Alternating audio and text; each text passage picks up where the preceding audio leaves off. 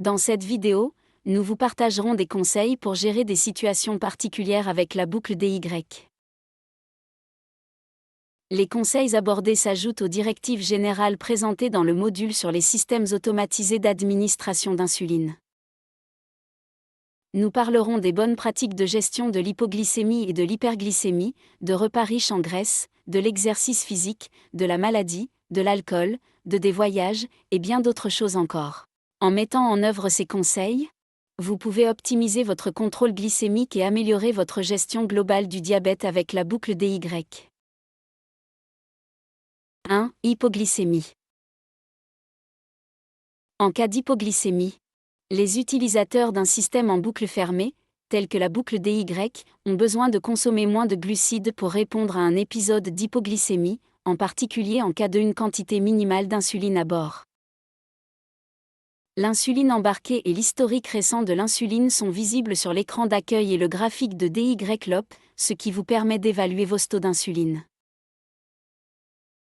Pour éviter d'autres épisodes d'hypoglycémie, vous pouvez régler le système pour qu'il administre moins d'insuline par le biais d'une commande prioritaire accompagnée d'un pourcentage réduit d'administration d'insuline ou d'une plage cible plus élevée. Notez qu'il peut arriver que l'algorithme augmente le débit basal même lorsque la glycémie est faible. Cela peut se produire lorsque le taux de glucose prédit est supérieur à la valeur cible. Dans la plupart des cas, l'algorithme s'avère précis dans ses prédictions. 2. Hyperglycémie. En cas d'hyperglycémie légère, il est généralement conseillé de laisser fonctionner la boucle DY. Toutefois, si un épisode hyperglycémique n'est pas détecté par la boucle DY, vous pouvez administrer manuellement un bolus d'insuline à l'aide de l'icône bolus. L'OP peut recommander un bolus d'insuline s'il prévoit une hyperglycémie, et vous avez le choix d'accepter ou de refuser la recommandation. L'effet du bolus peut être observé dans la courbe affichée ci-dessus. Vous pouvez également utiliser une commande prioritaire avec un pourcentage d'administration d'insuline plus élevé ou une plage de correction plus basse pour augmenter temporairement l'administration d'insuline. En cas d'hyperglycémie grave et prolongée, considérez un problème avec le dispositif de perfusion, pour les utilisateurs de l'Omnipo, avec le pod en usage. Il est recommandé de remplacer le dispositif le cas échéant. Le mantra est le suivant: If in do, change it out. Veillez à disposer de suffisamment de matériel pour effectuer tous les remplacements nécessaires. 3. Repas riches en graisse. Lorsqu'un utilisateur de la boucle DY consomme un repas riche en graisse, il lui est conseillé de prendre certaines mesures. Régler une durée d'absorption plus longue supérieure à 4 heures, ou en utilisant l'option pizza, pour garantir une administration plus lente de l'insuline repas. Envisagez d'ajouter des glucides supplémentaires pour compenser les graisses et les protéines consommées. Vous pouvez essayer d'entrer environ 10% des grammes de graisse sous forme de glucides et environ 25% des grammes de protéines sous forme de glucides. Dans l'application LOP, vous pouvez également programmer l'heure de début d'absorption de 1 à 2 heures plus tard, ce qui permet de mieux faire correspondre l'administration d'insuline avec le processus de digestion. Il faut noter que les expériences individuelles avec le diabète peuvent varier. Ces lignes directrices servent donc de point de départ et peuvent nécessiter des ajustements en fonction des besoins et des réactions de chacun. Après le repas, vous pouvez vérifier sur la courbe des glucides si la variation de glucose observée correspond à la variation de glucose prévue. En analysant la courbe des glucides, vous pouvez vous faire une idée de l'efficacité de votre approche de la gestion d'un repas riche en graisse avec la boucle DY. En outre, il est recommandé de tenir un journal alimentaire pour suivre vos repas et leur impact sur votre glycémie. En notant des détails tels que le type d'aliment, la taille des portions et tout ajustement effectué dans le cadre du programme LOP, vous pouvez identifier des tendances et prendre des décisions éclairées concernant la gestion de votre diabète. Un journal alimentaire vous aide à comprendre comment les différents repas affectent votre contrôle glycémique et vous permet d'améliorer continuellement votre approche de la gestion. 4. Exercice. Lors d'activités sportives avec la boucle DY, il est recommandé de prendre en compte les stratégies suivantes. Utilisez les dérogations pour définir une plage cible plus élevée avant et pendant l'exercice afin de réduire le risque d'hypoglycémie. Comme indiqué dans le module général sur les systèmes en boucle fermée, la réduction du bolus peut également être bénéfique. Surveillez de près l'évolution de votre glycémie et procédez à des ajustements en conséquence. Envisagez de connecter votre Dexcom G6 app à une smartwatch ou à un compteur de vélo pour accéder plus facilement aux mesures de glucose pendant l'exercice. Si vous consommez de petites quantités de glucides pendant l'activité physique, vous ne devez pas les indiquer dans l'application DYLOP.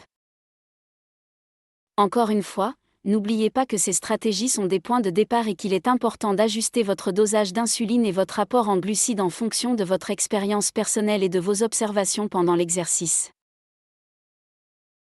5. Maladie.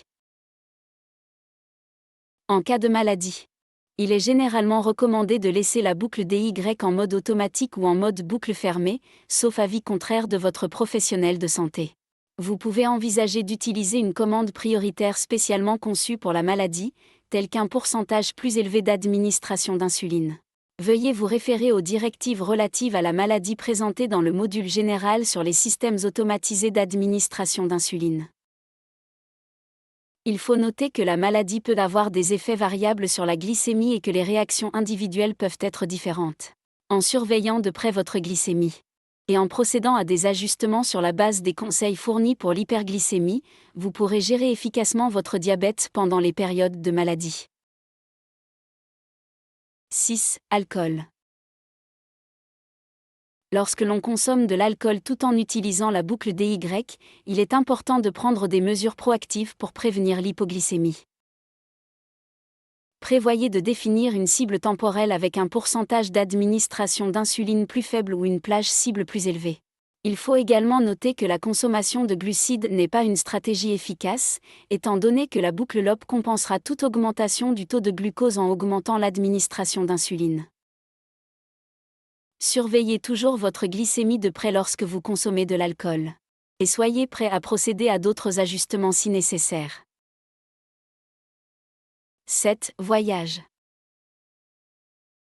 Lorsque vous voyagez avec la boucle DY, il est important d'être préparé et d'emporter suffisamment d'articles supplémentaires.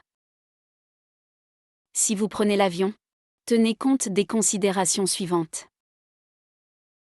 La fonctionnalité Bluetooth de votre smartphone et de votre pompe peut rester activée pendant le vol. Cependant, certaines compagnies aériennes exigent que les passagers mettent leur smartphone en mode avion pendant le décollage et l'atterrissage. Normalement, le Bluetooth peut rester activé en mode avion. Si ce n'est pas le cas, la pompe reviendra au débit d'insuline de base préréglé en l'absence de connexion. N'oubliez pas de réactiver le Bluetooth dès que possible pour rétablir la fonctionnalité du mode automatique. Les capacités Wi-Fi et 4G de votre carte SIM peuvent être indisponibles pendant le vol, mais cela n'affectera pas le fonctionnement de l'application DYLOP, qui continuera à fonctionner parfaitement via Bluetooth. En revanche, la transmission des données à Nightscout sera temporairement interrompue. L'application LOP s'adapte automatiquement aux différents fuseaux horaires et à l'heure d'été. D'autre part, vous pouvez choisir de faire correspondre l'heure de votre pompe au fuseau horaire de votre lieu de résidence. L'heure de la pompe définit les paramètres de votre traitement, tels que le débit basal d'insuline, le rapport glucidique, le facteur de sensibilité à l'insuline, et la plage de correction.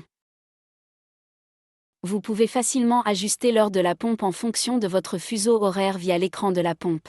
Pour les changements d'heure d'été, vous pouvez rapidement mettre à jour l'heure de la pompe. Lorsque vous voyagez, vous avez la possibilité de laisser l'heure de la pompe inchangée pour les courts trajets. De cette façon, DYLOP offre commodité et flexibilité dans la gestion des ajustements de fuseaux horaires au cours de vos voyages.